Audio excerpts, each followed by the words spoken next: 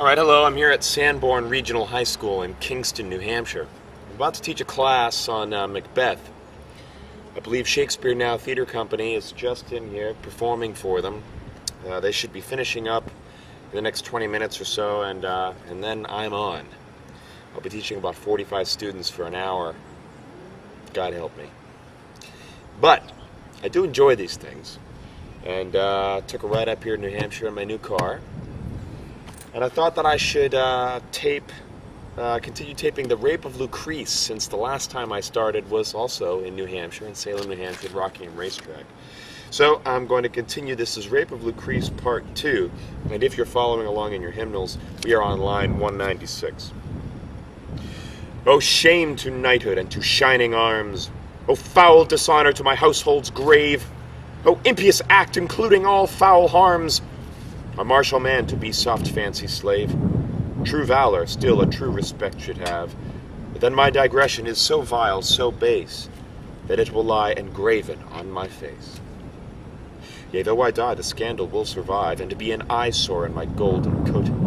Some loathsome dash the herald will contrive to cipher me how fondly I did dote.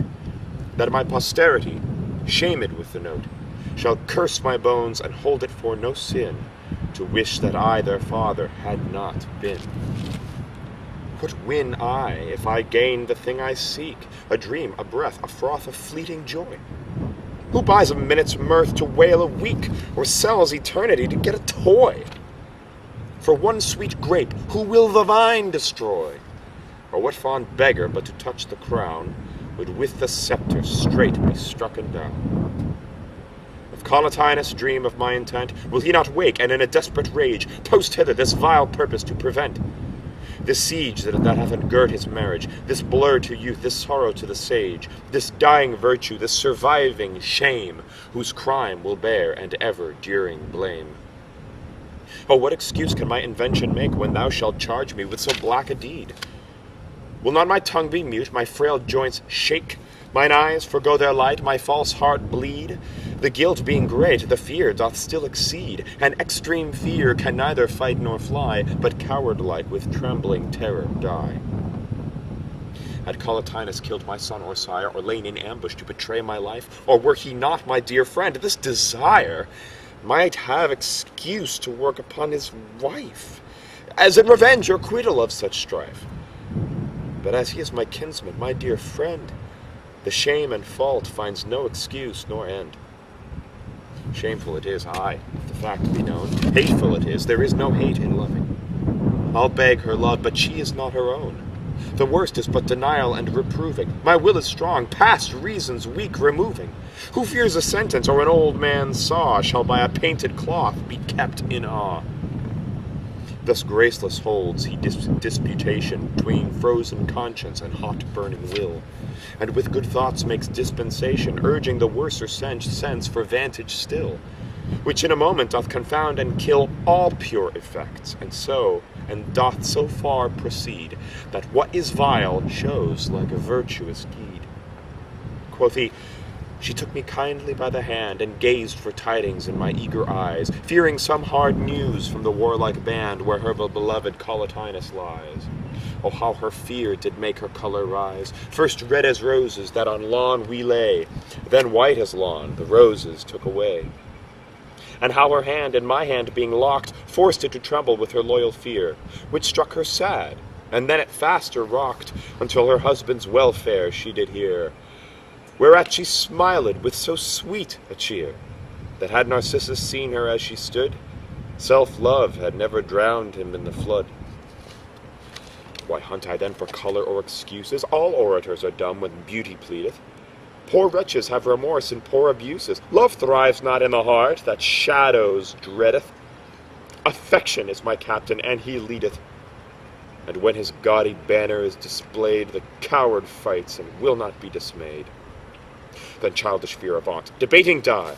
Respect and reason wait on wrinkled age. My heart shall never countermand mine eye. Sad pause and deep regard beseems the sage. My part is youth, and beats these from the stage. Desire my pilot is, beauty my prize, and who fears sinking where such treasure lies? As corn o'ergrown by weeds, so heedful fear is almost choked by unresisted lust. Away he steals with open listening ear, full of foul hope and full of fond mistrust, both which, as servitors to the unjust, so cross him with their opposite persuasion, that now he vows a league, and now invasion. Within his thought her heavenly image sits, and in the self-same seat sits Collatine. That eye which looks on her confounds his wits. That eye which him beholds as more divine, unto a view so false will not incline, but with a pure appeal seeks to the heart, which once corrupted takes the worser part, and therein hardens up his servile powers, who, flattered by their leader's jocund show, stuff up his lust as minutes fill up hours, and as their captain so their pride doth grow, paying more slavish tribute than they owe. By reprobate desire thus madly led, the Roman lord marcheth to Lucrece' bed. The locks between her chamber and his will, each one by him enforced retires his ward. But as they open, they all rate his ill, which drives the creeping thief to some regard. The threshold grates the door to have him heard. Night-wandering weasels shriek to see him there. They fright him, yet he still pursues his fear. As each unwilling portal yields him way, through little vents and crannies of the place, the wind wars. Why do I say wars? The wind wars with his torch to make him stay, and blows the smoke of it into his face, extinguishing his conduct in this case. But his hot heart, which fond desire doth scorch, puffs forth another wind that fires the torch.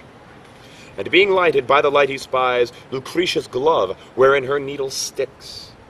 He takes it from the rushes where it lies, and gripping it, the needle his finger pricks, as who should say, this glove to wanton tricks is not inured. Return again in haste. Thou seest our mistress' ornaments are chaste. But all these poor forbiddings could not stay him. He in the worst sense consters their denial. The doors, the wind, the glove that did delay him, he takes for accidental things of trial, or as those bars which stop the hourly dial, who with a lingering stay his course doth let, till every minute pays in the hour his debt. So, quoth he, these lets tend the time, like little frosts that sometime threat the spring, to add a more rejoicing to the prime, and give the sneaped birds more cause to sing. Pain pays the income of each precious thing. Huge rocks, high winds, strong pirates, shells and sands, the merchant fears ere rich at home he lands. Now is he come unto the chamber door that shuts him from the heaven of his thought, which with a yielding latch and with no more hath barred him from the blessed thing he sought. So from himself impiety hath wrought, that for his prey to pray he doth begin, as if the heavens should countenance his sin. But in the midst of his unfruitful prayer, having solicited the eternal power, that his foul thoughts might compass his fair, and they would stand auspicious to the hour, even there he starts. Quoth he, I must deflower. The powers to whom I pray abhor this fact. How can they then assist me in the act? Then love and fortune be my gods, my guide. My will is backed with resolution. Thoughts are but dreams till their effects be tried. The blackest sin is cleared with absolution. Against love's fire, fear's frost hath dissolution. The eye of heaven is out, and misty night covers the shame that follows sweet delight.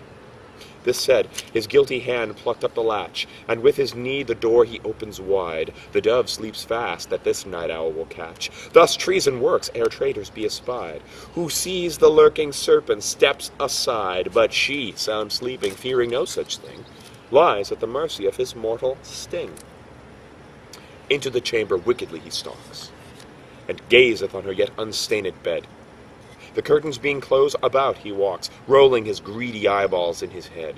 By their high treason is his heart misled, which gives the watchword to his hand full soon to draw the cloud that hides the silver moon.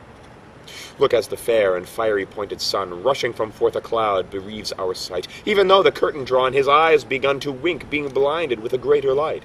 Whether it is that she reflects so bright, that dazzleth them, or else some shame supposed, but blind they are, and keep themselves enclosed. Oh, had they in that darksome prison died, then had they seen the period of their ill. Then Collatine, again by Lucrece' side, in his clear bed might have reposed still. But they must ope this blessed night, this blessed league to kill. The holy-thoughted Lucrece to their sight must sell her joy, her life, her world's delight. And there I shall stop. It's time to rain, and I teach in 13 minutes.